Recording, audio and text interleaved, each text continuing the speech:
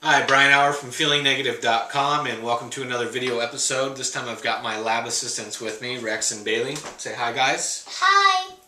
Say hi, Rex.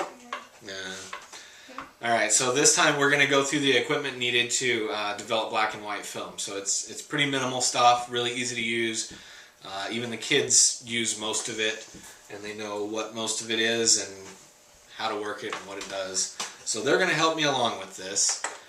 So let's jump right into it, Rex. What do we need first? Film. Film. Of course. Film that's wound up, right? In the camera, we wind it up. Okay, then we go into either a dark room or a changing bag, which I'll show you the changing bag in a minute when we uncover it here. Yeah. And then once you get it into there, you gotta open it up, right? Crack it. Crack it. Open the bottom. Crack it open with the film opener thing. It's kind of like a bottle opener. But these are made specifically for film canisters. They work real well. It just pops the bottom right off or the top. It doesn't matter. But yeah, these are handy to pick up. They're really just a couple of bucks, so those are nice to have. Right, Bailey? Yeah. Makes our job easier. Uh-huh. Okay, once we get the film out of the canister, we gotta... What are we gonna use next? Scissors. Scissors, yeah. Cut the ends off. Yeah. Cut the ends of the film. Yep, so that we can put it into what, Rex? These. These guys? Yeah. Or these. Or these. These are film reels, right? Uh-huh. Yeah. Then once we wind them all up, we put them in this. And we put them in the metal tanks. Or this. Or that one. Right. The big one goes in the big tank. The little one can go in here. Or two little ones can go in this one, right? Or we can put one little one and the other one in. Just like that, right, guys? Yeah. Okay, so we wind up our film. We put them on these metal ones. These metal ones are pretty robust. They're a little harder to kind of use at first, but once you figure them out, they're really pretty simple. And these tanks, you know, you can kind of really bang them around and knock bubbles off and stuff like that. So they'll last forever. I would suggest those for doing black and white. There's also the plastic tanks that look very similar to this. I don't have any of the other plastic tanks, the Patterson reels or whatever they're called, but the Jobo tanks are very similar to those, and they're a bit easier to load, but you know, they're a little more fragile. They're plastic, and they break easier. They can break easier, right? But you do the clicking back and forth and wind your film into them. Also, you can actually do big. You can do big ones with these. I don't know if you can do that with the other ones, but the Jobo reels you can do also 120. They're like transformers, right? Yeah. So there's that, the plastic tank. You know, very similar. It's got all the same parts. It's just made out of plastic. So that's that. So whatever you choose, that's fine. Doesn't matter. Once we get all the film loaded up and we take it out of the changing bag, then we got to mix up some chemicals, right, guys? Yeah. What do we use to do that? What do we use, Bailey? This? Yeah. Yeah. Yeah. Big mixing cups, little mixing cups. Yeah. Big ones and little ones. Big ones and little ones. I got this whole set. These all come together. Look like shots. Yeah. Kind of like shots. That's for really small chemicals, huh? So anyways, this all came together. It was maybe $10 or something, if that. But I would suggest picking something up like this. You just have every size that you pretty much need. But the really small guys sometimes aren't small enough, and I like to use a 5cc syringe.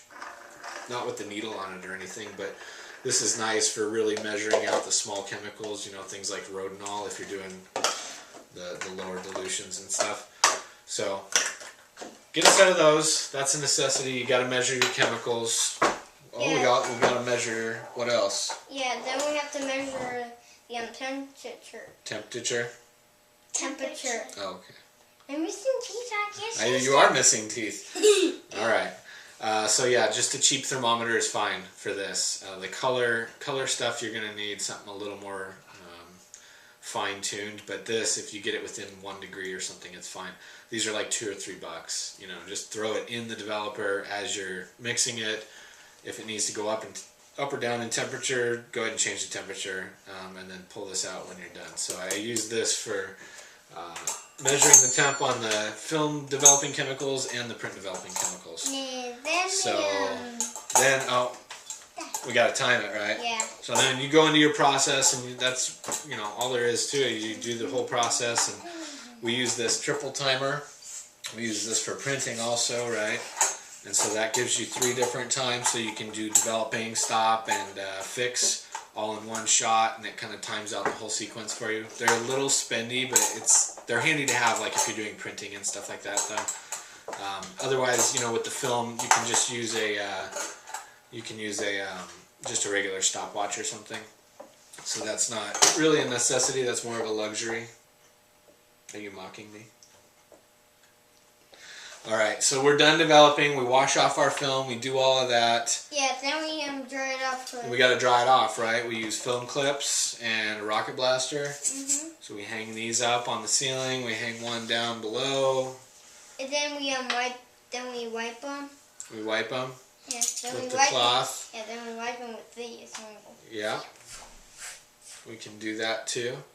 So these are all things for, you know, drying the film. We hang them up on the clips. These are real big, nasty, you know, sharp-toothed metal clips. You can dig right into the film because you've got a little bit of lead on either side, so it doesn't really matter. So we use those, and then Rex said we rocket blast the film. Get the extra water off of it, and then sometimes, you know, with the non-emulsion side of the 35 millimeters, it's real slippery. You can just kind of take a microfiber cloth and get the extra stuff off of it. So I like to do that too. 120 film doesn't work so well for that. It's kind of sticky on both sides. And we got the white gloves for handling the film after it's dry, right? And then the item that we skipped, the changing bag, right guys? This is handy. I didn't have one for a while, and I went into the dark room and sealed it all off just to load my film, and it was a real pain. So now we got this giant bag. It's got a double zipper on it. So you load all your items in here, you zip it up twice, and then you stick your arms through there like Bailey's doing right now. You work on your film, and you can be sitting out on the kitchen table or in the living room. Alright, so yeah, after we get them all cut up and stuff, we can put them in these film holders, and we can, you know, make contact prints and scan them and put them in binders and things like that. So that's all of it. There's really not much to it. It all fits in a drawer, really. And a lot of this stuff isn't even totally necessary. Probably not even half of it's necessary. Just luxury items really makes it more convenient. So that's all we really need. Next episode, we'll kind of get into more of actually using the tools to develop the film. I'll show you how to load them on each type of reel and stuff like that. So, cool? Are we done, guys? Yeah. Alright, say goodbye. Bye. Bye. Alright, we'll see you next time.